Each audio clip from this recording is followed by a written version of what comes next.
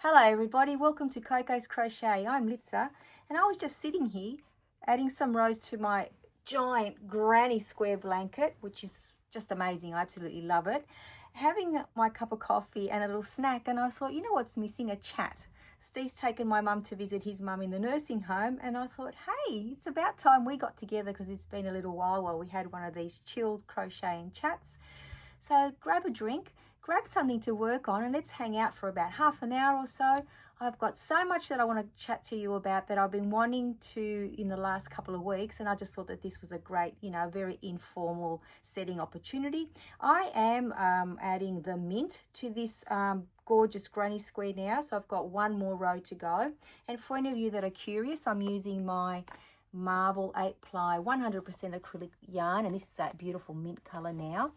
And I am using, of course, my 5mm Clover and More hook because that's my favorite yarn to use, or preferred, I should say, hook to use with this yarn. So I have a quick question for you before I start talking to you about Cirque du Soleil. So over here I've got my crackers with cheese and butter on one of them, and then peanut butter on the other. I absolutely love Cruscets, those of you that live in Sydney, Australia, or anywhere in the world where they sell them. And I think Aldi has a version of these as well. So they're just a very thin cracker. Now, it's a question about how you eat your peanut butter. So I like my peanut butter, whether it be on my toast or my crackers, just straight up. So out of the jar, I like crunchy peanut butter. And Steve loves his bread or crackers buttered, or margarine or whatever you use, and then he puts his smooth peanut butter on top. So my question to you is this: if you're a peanut butter eater, do you add butter or some sort of margarine spread to your peanut butter or with your peanut butter? It's a debate in our house. It has been for years with family and friends, and I just think it's hilarious. So let's see how many of us down in the comments are peanut butter, straight peanut butter eaters, or with butter. I'm very, very curious to find out. Anyway, a few weeks ago now, so possibly 3 weeks ago, my daughter rang me and she said, Mum, do you want to go to do you and Steve want to go to Cirque du Soleil? And I said, we haven't been for about maybe 8 years.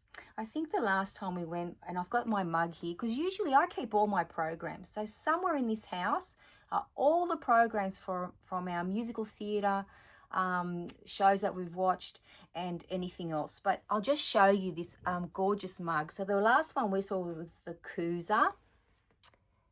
I don't know where that program is, but I will find it. So this is a giant mug. I absolutely love it, and everyone in the family got one. I tell you what, you fit quite a nice hot drink in here. So I'm just going to pop it over there. And I said, yeah, absolutely, I'd love to go. Like Steve and I would love to go.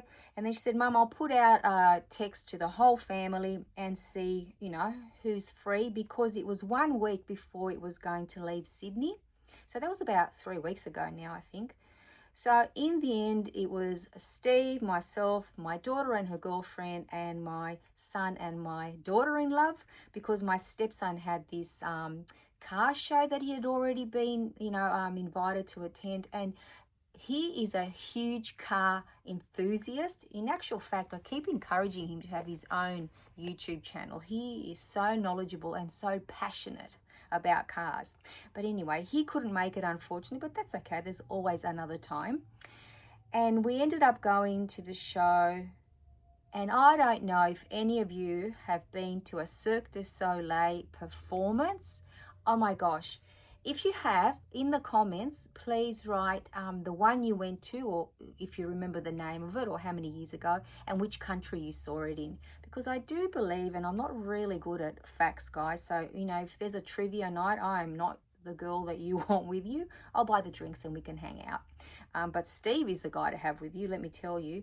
So I think Cirque du Soleil originated Canada, I think, about how many years ago is this now? 40 years, in the mid-80s or late 80s. And ever since then, it's taken the world by storm. Now, we had heard about it for so long before we saw the first show, and our minds were totally blown. We were surrounded by performances, and it was just amazing. But I was not prepared for this one. So the one that we went to, this one, was Cirque du Soleil Louisa. I'm sure I didn't say it right, but the show's theme was Awakening Dream of Mexico. Oh my gosh, look at that butterfly woman. She is amazing. Now, I do have the program here, and I'm going to show you some snippets amongst, the crochet. But look at that. You've got a little butterfly brooch with it. Oh my gosh, it was amazing. So I have no spoiler here for you. So, unless you... No, I think the show's finished here, unless it's somewhere else in the world and you don't want to continue with this. But on YouTube, guys, if you want to see any of this show here, the Cirque du Soleil, go and watch them. They are amazing. So if you haven't got the opportunity to go, that is one way of seeing the highlights. And let me tell you, we were not prepared for what happened. So let me talk you through it. So tickets were purchased. The agony over the tickets, which shouldn't be agony, but you want to get the best seats for the best price, right? But let me tell you, if you're going, they're all the best seats because the stage actually rotates, which is amazing.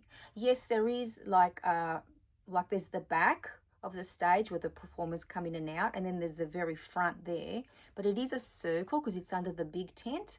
That's what they call, where the venue is, or here that's what they call it. And then there's that side and this side. We were on this side, and we were maybe 12 rows from the stage, which was perfect because you weren't too close and you weren't too far, even though behind us there were probably only another dozen rows. And we could see the expressions on everybody's face. We could see the makeup. It was just the costumes were insane. So it doesn't matter where you sit. I was getting at is that unless you're on this side, where sometimes that's where they started the act, because obviously there's all different acts. You probably got the beginning of it, although you could see it from the side. Just sometime there were some props that were humongous that you didn't quite see the very front, but then they rotated. So we were very, very happy with our seating. And the fact that we managed to all sit together at such a late stage of buying the tickets was amazing because there were 6 of us. So when you arrive, the show goes for about 2.5 hours. There is a half an hour, 25-minute intermission halfway, but you can't leave in between. So you need to be very well prepared. They do sell snacks there if you want any, or bring a drink from home, some water or what have you. And then the show begins. And before it starts, there's like an announcement, no flash photography. Obviously, the usual things. Don't use your phone, be courteous, switch your phone off, what have you. And then in the audience, there are some people that are dressed like animals, because I know some people don't like circuses because of the animals. They don't like them to be treated that way, but there are no animals, as in living animals, alive animals in Cirque du Soleil, not that I've seen. It's all people dressed up as animals or acting as animals. So they were in the audience, men and women dressed up as birds, I think from memory, and they were amazing. They truly lived their parts. And then, there was the music and the lights, and then the action began, guys, and it did not stop. We were in awe of everyone's ability to perform the way that they perform. They're true athletes. I imagine they train for hours and hours on end. So if you've ever seen a mainstream circus, it sort of relies on that type of thing. Like there is, the strong man and the trapeze almost, and oh my God, I can't even explain it. It's just amazing. So they take, the essence of what a circus is, but just make it next level, like circus on steroids. It is ridiculous what you see. So yeah, the costumes, there was also a live singer, and you didn't know where to look. It was just happening everywhere. And the props were amazing. The concept for each and every Cirque du Soleil just is mind-boggling. I don't know how these people come up with it. So that's at the idea level. But then there's a team of people that make it a reality. And the entertainment level is 100%, I think. So, you get caught up in it all because, like I said, there's lights and there's, music, and it's just so exciting. and then the story begins, because there is like a story that it flows, and you know, there's people coming down from the ceiling, and there's action on the floor, and it's all rotating, and you get to see it all.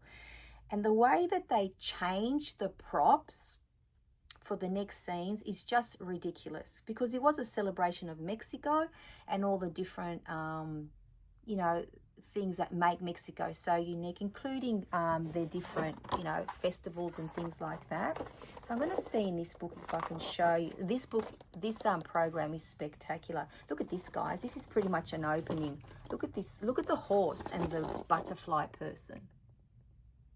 Oh my God, it's just insane. The costumes were crazy. Oh my gosh, I can show. Okay, so we talked about the strong people, right? Look at this. There's one little snippet of it is there as well.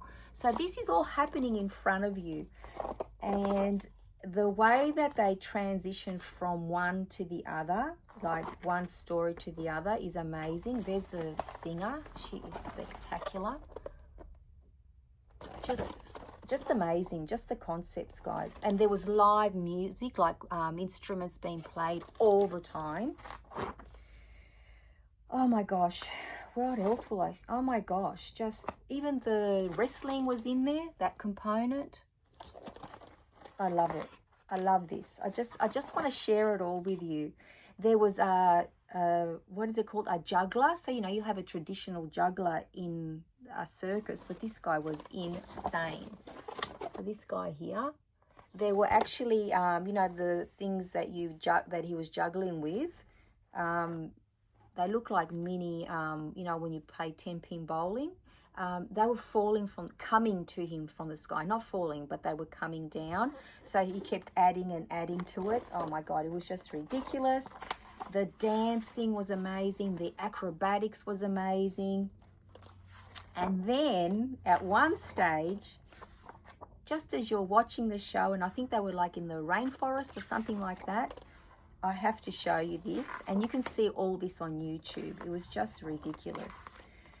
The water started to come down. So there was water.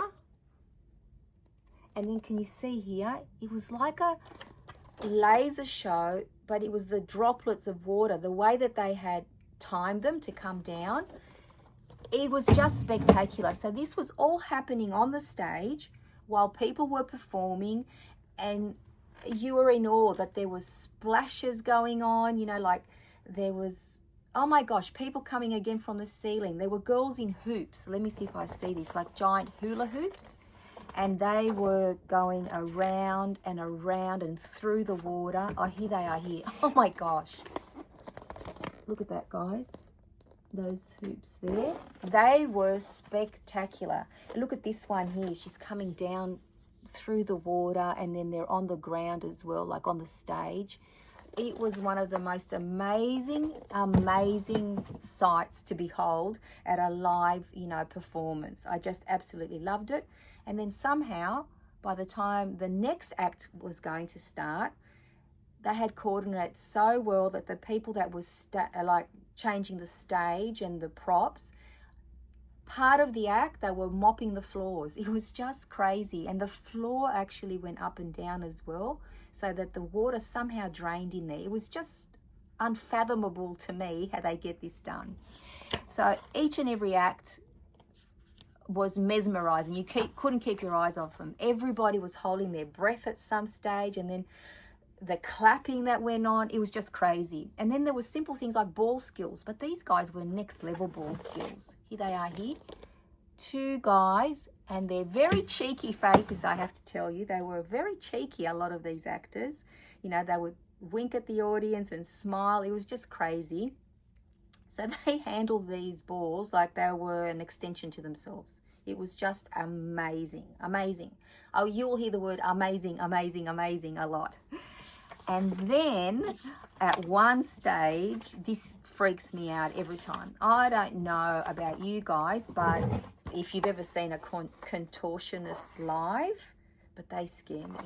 And, you know, it's something that you're just born with. I know that, and I have to show you this. But, like, he was ridiculous. Don't get me wrong. He was amazing.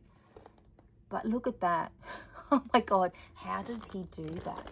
Well, we know he's born that way. And this guy, he just turned himself into knots. So if you've never seen a contortionist, I'm not sure, they probably do have it on YouTube, from the this Cirque du Soleil one, you might be able to see that. And it was just, you watch him and you think, how can that be? So, you know, that was another part of the show that, you know, always blows my mind. And then, you know, there was a clown throughout it. So he kind of helped with a transition from one scene to the other, and he was very interactive with the audience. It was the audience that was in front, that section there, and he had a giant like beach ball, and then he got us just with a whistle. He actually, with no words, communicated that one side versus the other. The biggest cheers got the ball first, and they had to bounce the ball without dropping it on the floor backwards and then forward. And he just made us laugh so hard. And the fact that all he used was a whistle and his actions and his facial expressions to communicate was just insane. So that was awesome too. At the very end, when the show finished, we were like, oh my God, was that like 2 minutes? It did not feel like 2.5 hours. So if you haven't seen the show, guys, go on YouTube and watch it. If you get the opportunity, if it comes to the country where you live, go and watch it. This one is spectacular. And you know, every time I think when there's a Cirque du Soleil that comes on, you hear that this is a spectacular event, you know, don't miss out, and how can they top it? And boy, did they. So I'm so glad that my daughter thought to invite us all to go with them, along with her. I really, really do not regret the money that we paid. It was a little bit expensive, like there was a range of tickets, but the average ticket was about 150 Australian dollars. But you know what, when you go to see a show like this, it is well worth it, I believe.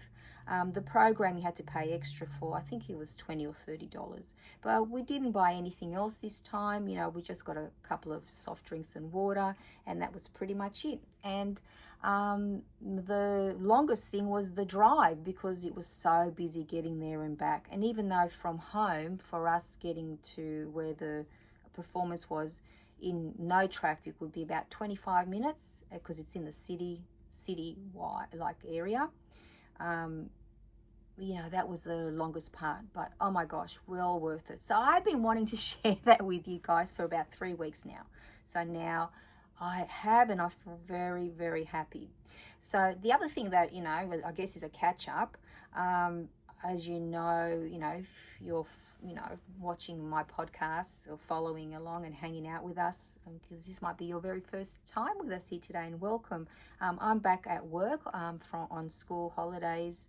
I was for about 6 weeks, and everything is really, really fast paced in a school all year round, but the beginning of the year is crazy. And this year we got what they call 4 staff development days, which means we're at school without the students, and usually it's 2 at the beginning of the year. So it's a good opportunity to catch up, obviously, the first day, because you haven't seen most of your colleagues for that long, and you do become a family when you're there. And then what did we do? You do some professional learning, but we also got to set up the school ready for the kids this year, which was great. And the students arrived on Thursday. So I started work on the 31st, and then they came. They started school a little bit later this year, and it's always chaos. Doesn't matter how well prepared you think that you are, there's always going to be a student that starts kindy that's coming last minute, or there's a child that drops out and you've got to rearrange your classes. We had not an issue or an incident, but there was a mum that was adamant. She was told that both her twins would start in the same kindy class, so we quickly had to smile as, you know, collective. So the exec made the decision that that's fine, if this is their wishes, that, you know, her children did go in the same class. So that was, you know, a little mini crisis over.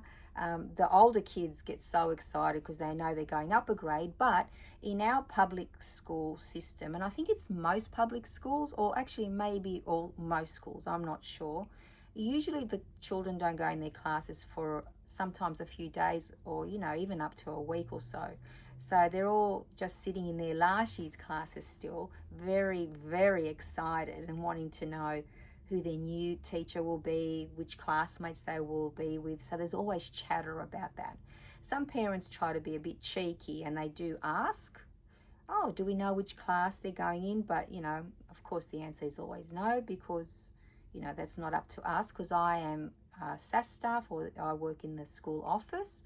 So, you know, we're the first point of call where they try to sneak that question in. But let me tell you, after many years, I've been with the department for over 20 years working in the office, you know not to give that away, because it's not fair, just in case there's some sort of change internally. You wouldn't want to promise a teacher to a child and then all of a sudden they're not in that class. So, you know, going back to work has been very, very busy, and because it's been so hot and humid, and I've had the luxury of being in my pajamas in aircon pretty much for 4 weeks. I think I left the house twice. Well, twice I visited 2 beautiful babies, and, you know, of course I went to see my mum and did grocery shopping, but, you know, I didn't have to leave at any particular time. Wow, even though I've got aircon at work, I really felt exhausted at the end of the day, and usually I don't, obviously. But I'm still, you know, going to bed at my usual hour, which is around midnight, and I still wake up the same time, 6:30 a.m., sharing a lot now, I know, but hey, you know, who doesn't with their friends when they're just hanging out? But I did the same in the school holidays, guys. I did have later nights, maybe some nights, but every morning I had an alarm clock and I got up around 6:30. A sleep-in was, oh my gosh, if I slept until 7, I felt really bad, because I didn't want my body clock to be out, because it's a huge adjustment over such a big break, because, you know, nearly 6 weeks is a long time. And then, you know, you almost need a holiday from your holiday. But, you know, working in a school, we have the luxury of knowing that there's a countdown now to the next school holidays. So that's about 10 weeks away, which is fantastic. And let me tell you, the terms go by so quickly, because we are so busy. I know a lot of our yarny friends in our little community here work in schools as well, so you can totally relate. But I wouldn't want to work anywhere else, guys. As I touched on just a second ago, I have been with the Department of Education for over 20 years now. And for that whole entire time, I've worked in a school office. This is not my first school. So I've worked in one school for 6 months. So that was the first school that I started in. And then this is when I was still a casual. So I was very lucky to get a whole 6-month block there. And then I got a block literally at the school next door. The first school was a girls' high school. The second one was a boys' high school. And then the position that I got hired for wasn't even on a temporary engagement, just as a casual, was because the lady that position I was filling, she actually got a transfer to another school. And that position didn't get filled or go to advertised for over a year. So for that whole time, I was a casual. So I got very lucky again that I had employment for that whole time. And I was obviously learning on the job. And I had an amazing Sam, or school admin manager, and she taught me so much. I'm very grateful to her. And then the position was advertised and there were 45 applicants. I still remember this.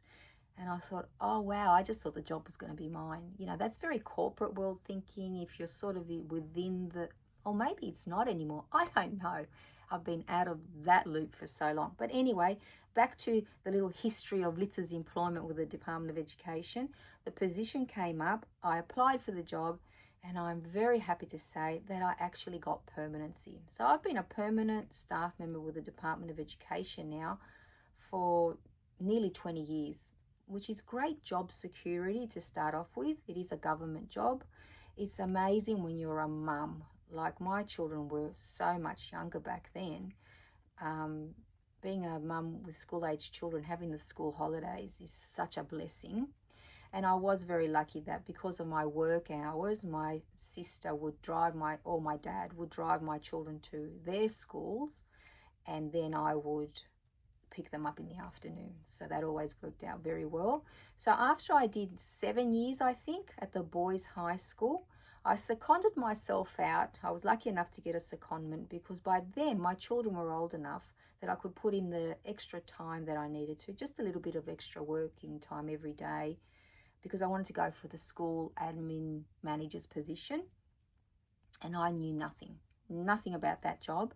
But we have a team of school finance here, and they are the most amazing team of women. And every morning, I still remember, I would be on the phone at 7:30 a.m., way before school even started, but that's what time I knew they would be there. And I would ask them question after question after question. And everything they taught me, I used. And in that 6 months, I trained myself up ready, knowing that when the opportunity came, when there was a position available, I could actually apply. So after that 6 months was over, so that was in a primary school, which was a huge change for me, because after being nearly 8 years in high schools, I thought, how am I going to do this? But I thought, no, it's just there for 6 months and you're there to learn, which I did to do. And I had a great principal. She trusted me and, got the job done. And then I got a transfer closer to home and I started working at the school which I'm currently at. So I've been there for 11 years now. Yep, 11 years. And I started back as a school admin officer. So I went from being seconded as the manager back to school admin officer, just looking out for an opportunity to apply for a manager's position.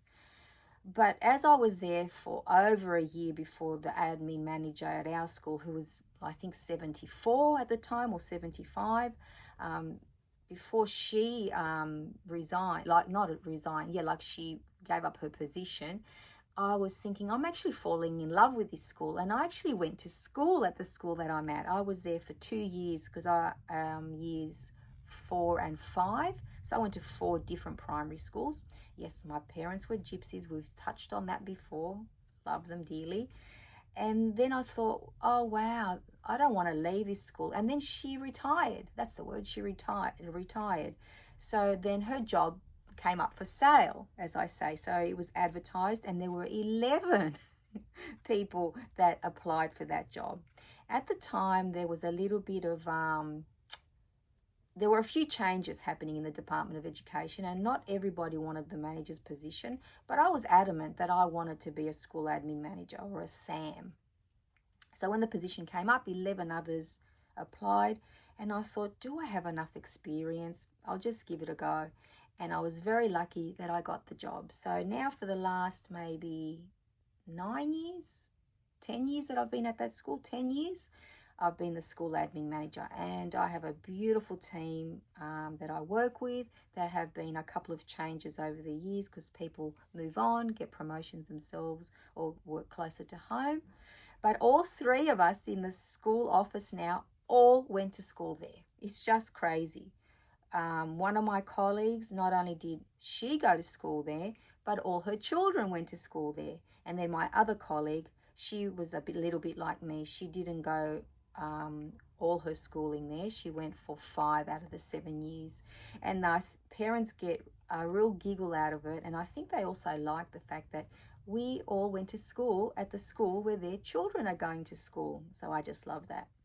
So yeah, that's pretty much what's been happening, in the last few weeks since we last had our crochet and chat. I don't want to make these too long. It's about half an hour now. So I might... Oh no, this row is way too long to get to the end. So I might say goodbye in just a moment. So don't forget to tell me, do you have peanut butter with butter? And if you have seen a Cirque du Soleil show, where, when, and did you enjoy it as much as we did? Because let me tell you, if I got $1 for every time I said, oh my gosh, you need to go and see a Cirque du Soleil show, I would have paid for those tickets for sure. So I'm going to leave my blanket here for now. I've only got to finish this row here, and then I can add, what's the next color? Aqua. So maybe by our next crochet and chat, I can start adding that color. So thank you so much for keeping me company and hanging out with us today. Like I said, I nearly finished my coffee before I thought it'd be a great idea to get on and hang out with you. So until I see you all very, very soon, take care everyone. Bye-bye for now.